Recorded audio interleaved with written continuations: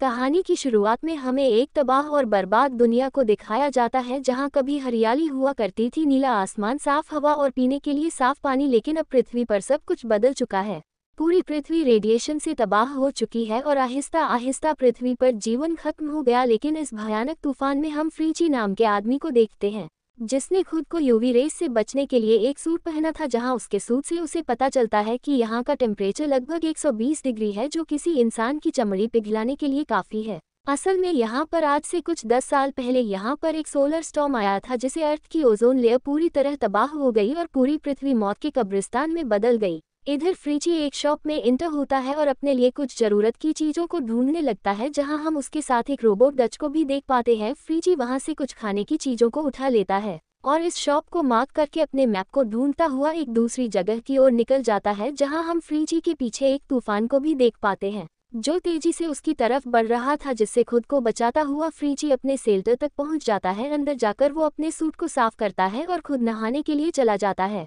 जहां हम उसके आईडी कार्ड से जान पाते हैं कि फ्रीची एक साइंटिस्ट है और पहले इसी शेल्टर में काम किया करता था। इसके बाद फ्रीची अपने पेट डॉग के पास जाता है और उसे खाना देता है, जिसे उसने इस स्टोर से उठाया था। अपने डॉग को खाना खिलाकर फ्रीची अपनी लैब में वापस आता है, जहां पर उसने बहुत सारी किताबें रखी हुई थी। फ्रीची एक एक करके उन सभी किताबों को एक रोबोट से स्कैन करवाने लगता है। उसकी मेजॉरिटी बुक्स सर्वाइवल के ऊपर बेस्ड थी और उसी के साथ कुछ बुक्स ऐसी भी थी जिसमें डॉग्स को पालने की तकनीक भी लिखी थी। दरअसल फ्रीची एक नया रोबोट बना रहा है, जिसमें वो ये सारी जानकारी डालकर उसे ह्यूमन जितना स्मार्ट बनाना चाहता है, ताकि उसके मरने के बाद उसका डॉग का ख्याल रख सके, क्योंकि धीरे धीरे रेडिएशन में फ्रीची के डीएनए को भी डैमेज करना शुरू कर दिया है और अब वो भी ज़्यादा दिन तक जिंदा नहीं रह पाएगा। इसके बाद हम फ्रीची को इस रोबोट पर काम करता देख पाते हैं, जो एक कैमरे को उस रोबोट की आंख की जगह पर लगा देता है ताकि वो आसपास की दुनिया को देख पाए। इसके बाद फ्रीची उसमें सॉफ्टवेयर अपलोड करने लगता है, लेकिन अपलोड करते टाइम कुछ एरर आ जाते हैं,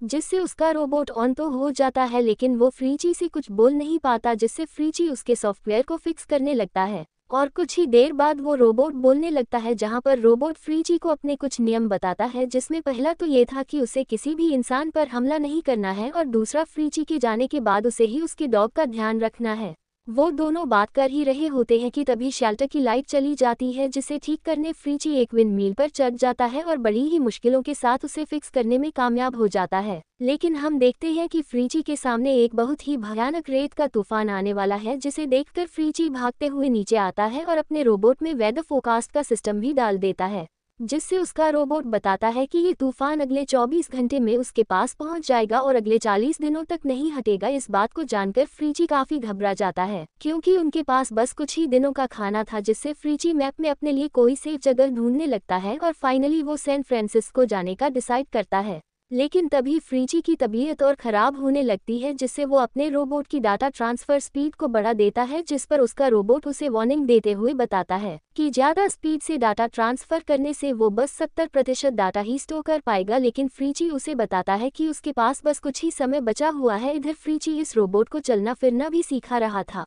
और वो रोबोट एक बच्चे की तरह सब कुछ सीख रहा था। इसके बाद वो तीनों यहाँ से निकलने के लिए तैयार हो रहे थे, जहाँ उनका पुराना रोबोट आंखें न होने की वजह से आसपास बड़ी चीजों से बार बार टकरा रहा था, जिससे इमोशनल होकर फ्रीची फिर से उसकी आंखें लगा देता है और अब ये चारों अपने सफर पर निकल जाते हैं, जहाँ रास्ते में फ्रीची अपने रोबोट को बताता है कि पहले इस जगह पर बहुत ही ज्यादा हरियाली हुआ करती थी, लेकिन अब सब कुछ बर्बाद हो चुका है। इसके बाद वो तीनों एक नए शहर तक पहुँच जाते हैं और फ्रीची अपने ट्रक को रोककर एक डोर को खोलने की कोशिश करता है, लेकिन वो डोर उससे नहीं खुलता, जिससे फ्रीची अपने रोबोट से उस दरवाजे को खोलने को कहता है और हम देखते हैं कि वो रोबोट बड़ी ही आसानी से उस दरवाजे को खोल देता है और वो तीनों अंदर खाने की चीजों को ढूंढने लगते हैं, जिससे वहां उन्हें कुछ कॉर्न मिलता है, जिसे फ्रीची बाहर लाकर सनलाइट में रख देता है और वो सभी कॉर्न फटने लगते हैं, जिसे हमें पता चलता है कि बाहर का टेम्परेचर कितना ज्यादा हाई है। और तभी उन्हें वो तूफान भी दिखाई देता है जो उनके पास पहुंचने ही वाला है, जिससे वो सभी उस जगह को छोड़कर वहां से भागने लगते हैं।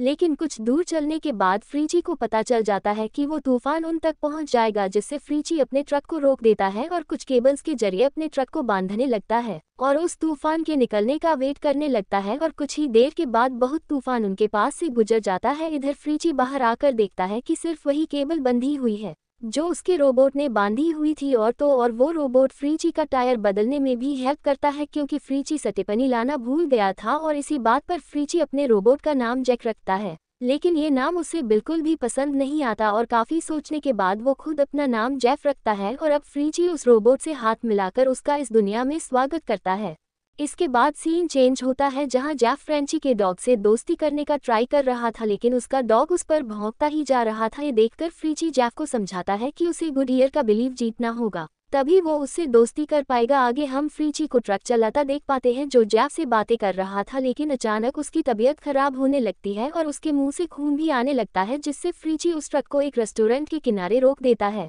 और अपने डॉग को जेफ के पास छोड़कर खुद रेस्टोरेंट के अंदर चला जाता है, जहां हम देखते हैं कि उसकी हालत और ज्यादा खराब हो रही है। लेकिन तभी उसे गुडईयर की भौंकने की आवाज आती है, जिससे फ्रीची उसे भी कैफे में ले आता है और बाहर जेफ फ्रीची के ट्रक को चलाने की कोशिश करने लगता है, जिससे उसके ट्रक का एक्सीडेंट हो जाता है। बाहर आकर फ्रीची उसके ट्रक को वापस लाने का बोलता है, लेकिन पास लाते हुए जेफ फिर से उस ट्रक को ठोक देता है। इधर फ्रीची जेफ और गुडईयर को समझाने के लिए अपने हाथ को धूप में रख देता है, जिससे कुछ ही सेकंड में फ्रीची का हाथ जलने लगता है। इसके बाद फ्रीची जेफ को बताता है कि इस रेडिएशन की वजह से वो कुछ ही दिनों में मर जाएगा और अब उसे ही गुडईयर का ध्यान रखना होगा। इसके बाद वो सभी अपने सफर में आगे बढ़ जाते हैं, जहां जेफ पीछे की सीट पर उदास बैठा हुआ था, जिसे खुश करने के लिए फ्रीची उसे ड्राइविंग सिखाने लगता है। जहां स्टार्टिंग में जेफ कुछ गलती करता है लेकिन बाद में वो उस ट्रक को अच्छे से चलाने लगता है। इसके बाद रात हो जाती है और वो दोनों आपस में बातें करते हैं, जहां जेफ फ्रीची को अपने सफर को सिर्फ रात में करने को बोलता है, लेकिन तब फ्रीची उसे बताता है कि बचे हुए इंसान रात में शिकार करने निकलते हैं और अगर उन्होंने हमें ढूंढ लिया तो वो हमारे सामान को लूटकर हमें जान से मार देंगे। इसके बाद सुबह हो जाती है और जेफ देखता है कि फ्रीची अंदर बुखार से तड़प रहा है, जिससे जेफ उसके सर पर पट्टी रखता है, पट्टी से उसे कुछ आराम मिल सके। इधर जेफ को पता चल गया था कि अगर जल्दी फ्रीची को दवा नहीं दी गई तो उसकी जान भी जा सकती है, जिससे वो खुद ही ट्रक को ड्राइव करता हुआ एक अस्पताल तक पहुंच जाता है, जहां जेफ डच के साथ अस्पताल में दवा ढूंढने निकल जाता है। इधर फ्रीची को भी होश आ जाता है, जहां वो अपने ट्रक को एक अस्पताल के बाहर देखता है और उसे चेक करने के लिए एक सूट को पहनकर हॉस्पिटल के अंदर चला जाता है, जहां अस्पताल में डच एक ट्रक में फंसकर टूट जाता है, जिसे देखकर फ्रीची को बहुत दुख होता है और घबराते हुए वो जेफ को ढूंढने लगता है, जिससे कुछ ही देर में जेफ उसे मिल जाता है और वो दोनों दवा लेकर अस्पताल से बाहर आ जाते हैं और वो फिर से अपने सफर को कंटिन्यू करते हैं। लेकिन आगे जाते हुए फ्रीची को एक कार की लाइट दिखाई देती है, जिससे फ्रीची समझ जाता है कि किसी ने उन्हें ढूंढ लिया है, जिससे कुछ दूर जाकर वो जेफ को ड्राइव करने को बोलकर खुद बंदूक लेकर आगे की सीट पर बैठ जाता है। जहां कुछ देर बाद शाम हो जाती है और फ्रीची देखता है कि कोई सच में उनका पीछा कर रहा है, जिससे घबराते हुए फ्रीची अपने ट्रक को एक टूटे हुए रास्ते में ले जाने लगता है, लेकिन कुछ ही देर में उसका ट्रक एक ब्रिज से टकरा जाता है। वो कार तेजी से फ्रीची की ओर बढ़ रही थी, जिससे फ्रीची अपनी पूरी ताकत से ट्रक को टनल में डाल देता है, जिससे वो कार उन्हें नहीं देख पाती और वो वहां से चली जाती है। कार जाने के बाद फ्रीची जेफ को बताता है कि 2 साल पहले वो खाने की तलाश में निकला था, जहां उसे एक लड़की और एक बच्ची दिखाई दी, लेकिन वो उनके पास जा पाता उससे पहले ही एक इंसान ने खाने की लालच में उन्हें जान से मार दिया। जहां फ्रीची उन्हें ये भी बताता है कि उसे गुडईयर उसी बच्ची के पास से मिला था, जिसे उसने अपने बच्चे की तरह पाला है। ये सुनकर जेफ समझ जाता है कि उसे हर हाल में गुडईयर को प्रोटेक्ट करना होगा। अगली सुबह वो सभी अपने रास्ते में आगे बढ़ रहे थे, जहां जेफ देखता है कि उसके ट्रक के पास एक तितली बैठ जाती है। जेफ जब फ्रेंची को बताता है कि इस जगह पर कोई भी रेडिएशन नहीं है, जिससे फ्रीची पूरी तरह तैयार होकर पार्टी मनाने बाहर बैठ जाता है और इतने समय बाद धूप को महसूस करके उसे बहुत खुशी हो रही थी और वो जेफ को गुडईयर के साथ खेलते देखता है, जिसे देखकर उसे बहुत शांति मिलती है। लेकिन तभी उसकी तबीयत खराब होने लगती है, जिस पर जेफ उसे ट्रक के अंदर ले जाता है, जहां उसके पास गुडईयर भी आ जाता है। कुछ देर बाद रात हो जाती है, जहां जेफ को गुडईयर की रोने की आवाज आती है, जिससे जेफ समझ जाता है कि फ्रीची उसे छोड़कर यहां से जा चुका होता है। इसके बाद जेफ फ्रेंची का अंतिम संस्कार करता है और सैन फ्रांसिस्को की ओर निकल जाता है, जहां पहुंचकर जेफ फ्रेंची का एक मेमोरियल बनता है और तभी उसे एक लड़की का मैसेज दिखाई देता है, जिसे ढूंढने के लिए वो दोनों यहाँ से निकल जाते हैं। और इसी सैड मोमेंट के साथ ये मूवी यही एंड हो जाती है। Thank you for watching. Explanation अच्छी लगी हो तो चैनल सब्सक्राइब जरूर करें।